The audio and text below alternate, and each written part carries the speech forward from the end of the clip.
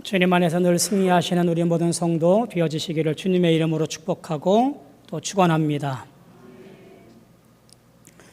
제가 매 주일마다 다짐하고 올라오는 것들이 있습니다. 이번 주는 웃으면서 설교해야지. 이번 주는 천천히 해야지.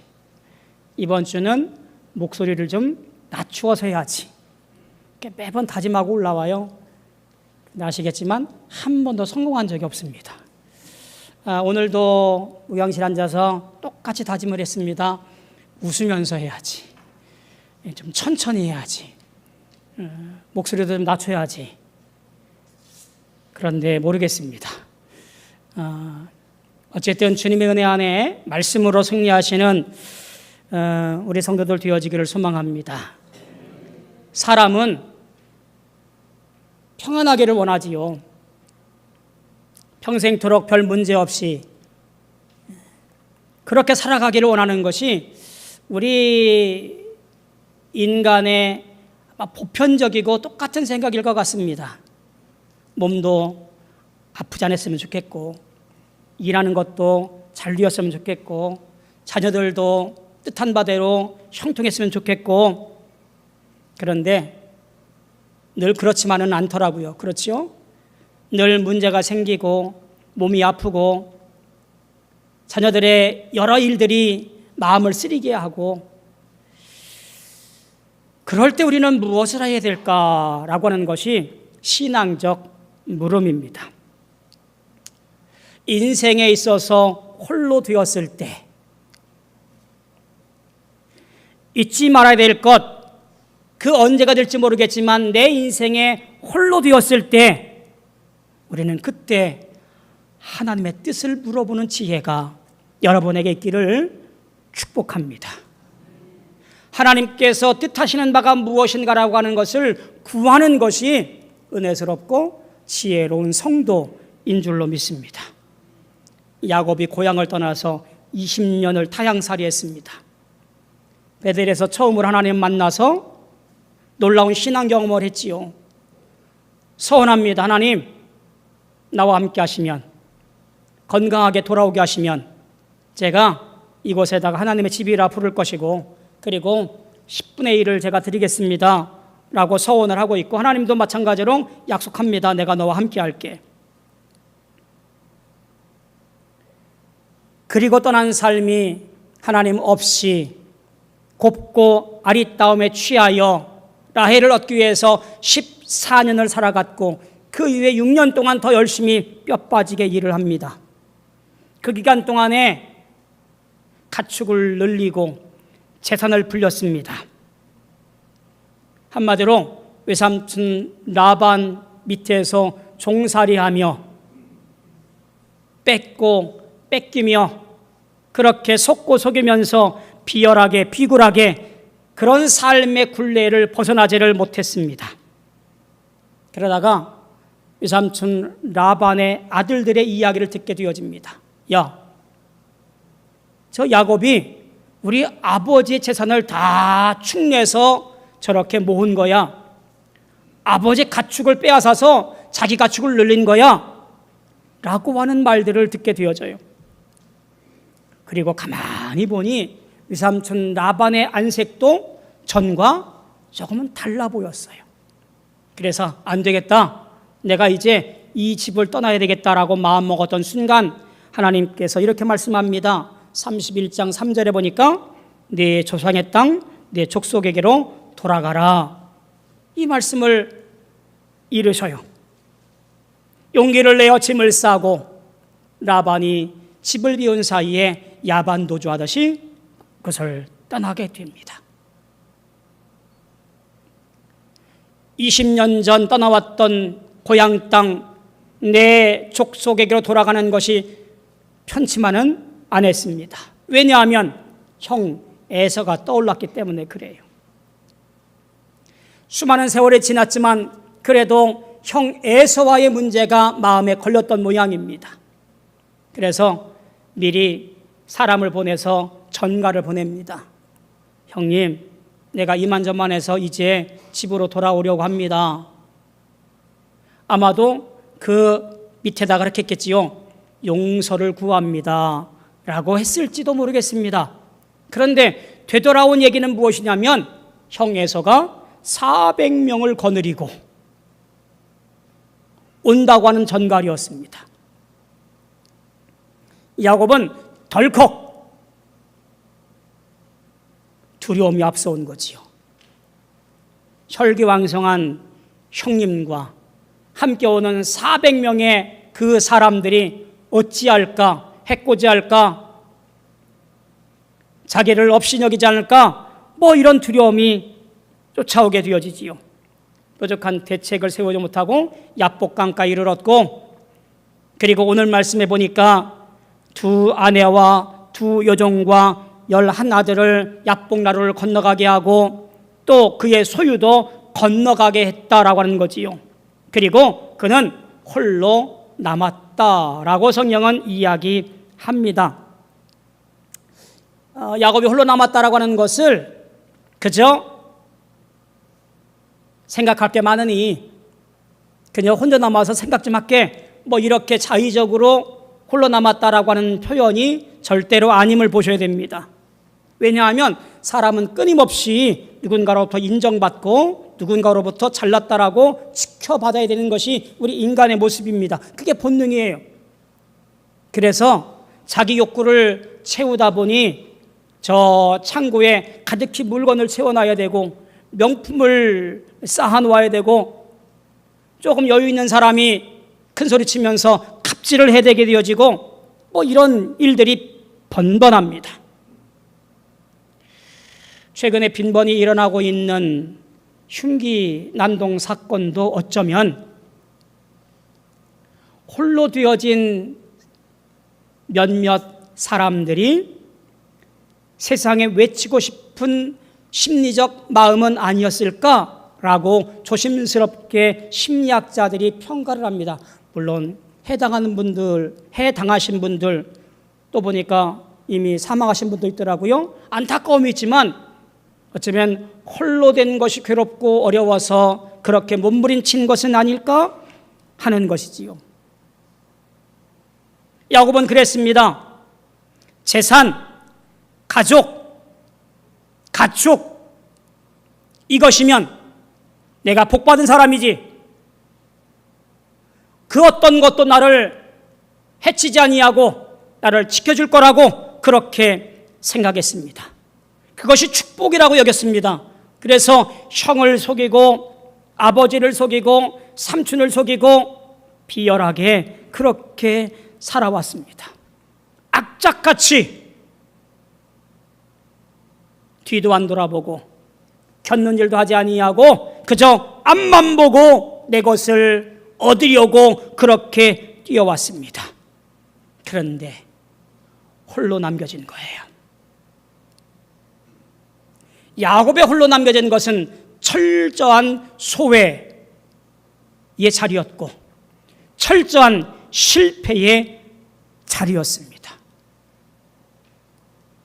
인간이 홀로 남겨진다라고 하는 것은 쉼이 무서운 상태인 거예요.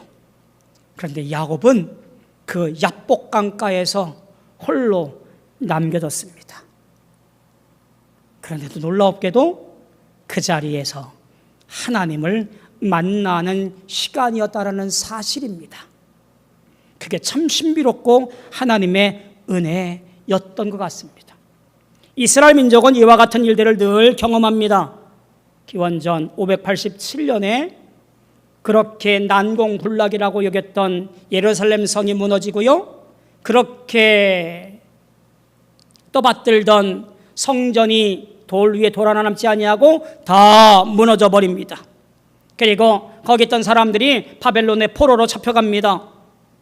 저 바벨론 그발강가에서 눈물을 흘리면서 예루살렘 성을 그리고 성전을 그리워하면서 노래 불렀습니다. 하나님이 안 계신가? 하나님이 죽었나? 어떻게 이방신에게 질 수 있어? 홀로 남겨진 그들이 안타까운 노래를 부를 그때에 오히려 그들은 하나님께 더욱더 집중하게 되었고 하나님의 말씀에 귀를 기울이게 됐고 그리고 회당을 만들어서 가르치며 배우며 예배하며 모이게 더욱 힘쓰게 되어졌습니다. 우상들을 다 버리고 오직 말씀에 집중하여 율법을 만들고 하나님께 다가가기를 결심했더랬습니다. 홀로 남겨진 시간에 하나님 말씀을 듣게 되었고요, 홀로 남겨진 그 순간에 하나님 중심으로 모이기 시작했다라는 이야기예요. 야곱이 홀로 남겨진 그 후에야 성경은 하나님의 얼굴을 보게 되었다라고 말합니다. 우리 인생 가운데도 홀로 남겨지는 순간이 있습니다. 원하든 원하지 않든 내 인생에 덩그러니 나만 혼자 남겨진 그 상태가 있을 수가 있습니다. 육신의 아픔으로 나만 혼자 남겨진 것 같고, 사업의 실패로 나만 혼자 남겨진 것 같고, 사람과의 관계 때문에 나만 혼자 남겨진 것 같은 생각이 들 때가 있습니다. 그러나 그것은 또 하나의 축복인 줄로 믿으시기 바랍니다. 왜? 하나님을 만날 만한 놀라운 축복의 시간이기 때문에 그렇습니다. 건강의 문제 때문에 모든 육신의 주관자가 하나님이구나 라는 놀라운 말씀을 듣게 되어지며, 사업의 실패 때문에 하나님께서 지켜주셔야만이 이 모든 것이 안전하구나 생각하게 되어지며, 사람과의 관계가 틀어지는 것을 통해서 하나님 안에서 살아가는 것이 얼마나 감사한 일인가라고 하는 것을 친히 경험하게 되어지니 하나님 만나는 놀라운 시간인 것을 기억하며 오히려 기도하고 찬송하고 하나님 만날 만한 시간들을 많이 갖는 것이 우리의 모습인 것을 보게 되어집니다. 야곱 또한 그랬습니다. 홀로 남겨졌습니다. 그때 어느 사람과 씨름했다라고 말합니다. 우리는 이 이야기를 사뭇 잘못 이해하는 경우가 있습니다. 내 기도를 이루기 위해서 끈질기게 매어 달려야 된다, 이렇게 오해하시면 안 돼요. 야곱의 씨름이 하나님께 떼쓰라고 가르치는 말씀도 전혀 아닙니다. 왜요? 애당초 사람은 하나님과 씨름할 수가 없습니다. 피조물인 우리가 창조주와 씨름해서 어찌할 수 있는 상대가 되어지지 못해요. 어쩌면 야곱이 20년 동안 그렇게 하나님과 싸우고 자기 자신을 얘기하고 교만했던 그 모습이 그대로 그려져 있는지도 모르겠습니다. 도저히 포기할 수 없던 그 순간에 하나님께서 찾아오셔서 그를 치근히 여겨주시고 만나는 시간, 그게 어쩌면 씨름의 시간이었습니다. 저 베델에서 형을 피해 도망했던 야곱이 이제는 하나님만 섬기겠습니다라고 다짐했던 그 야곱이 저 하란에서 하나님 없이 물불 안 가리고 살아왔다가 20년이 지난 이후에 오늘에야 야복강에서 하나님의 얼굴을 배웠다라고 하는 이 놀라운 고백을 바라볼 때에 본문의 결말을 잘 보셔야 돼요.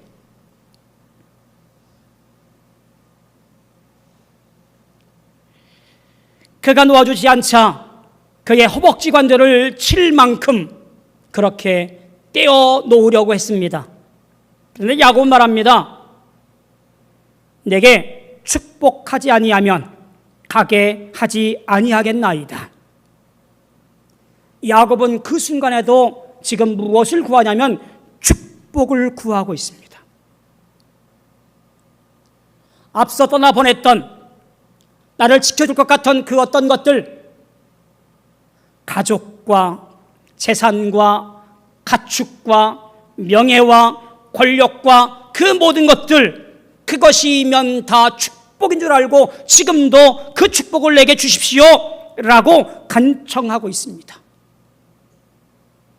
그런데 하나님의 응답은 참 엉뚱합니다.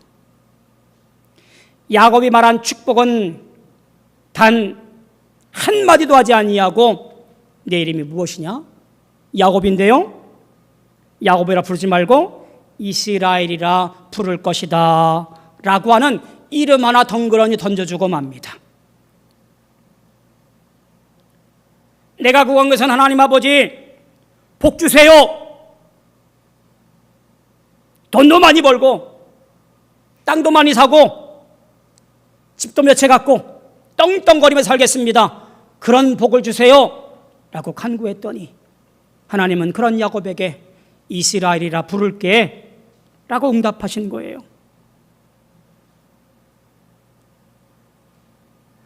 절뚝거리며 얻은 것이 고작 이름 하나뿐인 거예요. 마태복음에 보면 오병이어의 이야기가 나와요.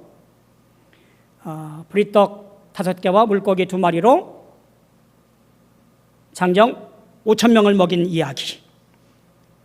아이들과 부녀자들과 종종 생각하면 최소 10,000명 이상 될 사람들이 모여 앉았을 그때 먹을 것이 없었고, 머리 빠른 빌립이 계산해 볼 때 우리나라 돈으로 한 2,000만 원 정도 있어야 될 것으로 먹을 것을 풍족히 구할 수 있을 것이라고 보았던 그 순간, 어디 가도 구할 수 없는 그 순간에 주님은 보리떡 5개, 물고기 2마리를 가져오라고 말합니다. 이 오병이어의 사건이 이야 놀라운 기적이네. 이런 이적이 어디 있어? 아하, 예수님은 기적을 만드신 분이구나 라는 메시지가 절대로 아니에요. 그 오병이어의 이야기는 예수가 메시아임을 나타내는 것뿐만 아니라 우리가 어찌할 수 없는 그 순간에 그것이 주님의 손에 붙잡히면, 주님의 손에 들리우면 우리의 삶은 넉넉하고 풍족하며 12광주리를 남기게 될 것이라는 메시지입니다. 주님의 손에 붙잡히면, 주님의 손에 들리우면 그 인생이 승리하는 인생이 되어진다는 이야기예요. 내가 구한 것은 축복해 주십시오, 거부가 되어지게 해주십시오, 넉넉하게 해주십시오 라고 구했더니 하나님은 야곱에게 이스라엘이라 부를게 라고 말씀하시는 거예요. 이스라엘을 우리가 갖고 있는 본문에서는 이렇게 풀이해 놓습니다. 내가 하나님과 및 사람들과 겨루어 이겼음이니라. 이 풀이가 우리의 머릿속에 꼭 박혀서 아하, 이스라엘은 하나님과 겨루어 이겼다라는 말이구나 라고 오해를 해요. 사실 이스라엘이라고 하는 이 히브리어는 하나님께서 다스리신다라는 뜻이에요. 하나님께서 통치하신다라고 하는 뜻이에요. 하나님께서 싸우신다라고 하는 뜻이에요. 진정한 축복이 무엇입니까? 부자 되는 것, 떵떵거리는 것, 잘난 것, 어깨를 거들먹거릴 만한 것, 그것이 아니라 진정한 축복은 하나님께서 나를 다스려 주시는 것, 하나님께서 나의 통치자가 되어주시는 것, 내 인생이 하나님 손에 붙잡혀 있는 것, 이것이 진정한 복이라고 하는 거예요. 야곱이 비열하며 속이며 속임을 받으며 살아왔던 20년 동안 그는 잘못된 복을 추구했고, 잘못된 복을 간구했고, 잘못된 복을 간직하고 있었던 것이라는 한순간이었습니다. 야곱아, 네가 바라는 복은 진정한 복이 아니야. 진정한 축복은 내가 내 인생을 다스리는 것, 내가 너를 통치하는 것, 내가 너를 대신해서 싸워주는 것, 그것이 복이란다 라고 말씀하시고 선포하는 순간이 내 이름을 야곱이라 부르지 아니하고 이스라엘이라 부를 것이니라고 하는 선포입니다. 사랑하는 성도 여러분, 오늘날 우리의 복이 무엇입니까? 우리도 야곱처럼 하나님, 저 떵떵거리며 살고 싶습니다. 부자 되고 싶습니다. 이런 것이 복이라고 여겨지진 않겠지요. 하나님은 죄인된 우리를, 죄투성이인 우리를 십자가의 보혈로 말미암아 그것을 의로 여기시고 하나님 나라 소망하며 살아가는 놀라운 하나님의 사람으로 우리를 불러주셨습니다. 그리고 우리에게 놀라운 축복해 주셨는데, 내가 너의 창조주이며 내가 너의 구원자이며 내가 너의 다스리는 자이니라 라고 말씀하신 거예요. 이 놀라운 축복 아래 거하는 자가 누구냐? 바로 저와 여러분들 주님을 믿는 자라는 사실을 보게 되어집니다. 그날의 아침을 이렇게 전합니다. 31절에 보니까 그가 분이엘을 지날 때에 해가 돋았고, 조금 감동이 적어요. 세 번역에 보니까 이렇게 해석을 해놓았습니다. 그가 분이엘을 지날 때에 해가 솟아올라 그를 비추었다 라고 번역을 해놓았습니다. 쩔뚝거리면서 야복강가를 거닐면서 넘어오고 있을 그때에 저 멀찍이 해가 떠오르고 있는 거예요. 그 햇빛이 야곱의 얼굴을 환하게 비춰옵니다. 지난밤 두려움과 고통과 무서움과 여러 근심 걱정들이 이제 하나님을 의지하는 것이 복이고 다스리는 것이 복이라는 사실을 알고 난 이후 내 모든 걱정 근심은 저 그림자가 되어 떠나가게 되어지고, 하나님의 은혜로 말미암아 비춰지는 그 햇빛이 그의 얼굴을 환하게 비춰줘서 그가 평안하며 기쁨과 감사와 찬송의 얼굴로 드러내 보이고 있다라고 하는 이야기예요. 사랑하는 성도 여러분, 무엇을 위해서 살고 계십니까? 하나님께서 다스려 주시는 것이 복입니다. 하나님께서 저를 통치하시는 것이 복입니다. 주의 복된 삶에 그 안에 살아가며 늘 승리하시는 구원받은 인생들 되어지기를 주님의 이름으로 소망하며 축원합니다. 기도하겠습니다. 참 좋으신 아버지 하나님, 우리 모두가 복된 인생이기를 원합니다. 세상의 것을 구하느라 오늘도 동분서주하지 아니하고 남들처럼 많이 갖고 많이 누리며 떵떵거리는 삶이 아니라 하나님이 나와 함께 하시며 다스려 주시며 통치하시며 싸워주시는 것이 진정한 복인 것을 깨달아 복된 인생들이 되어지도록 주여 함께하여 주시옵소서. 예수님의 이름으로 간절히 기도하옵나이다. 아멘.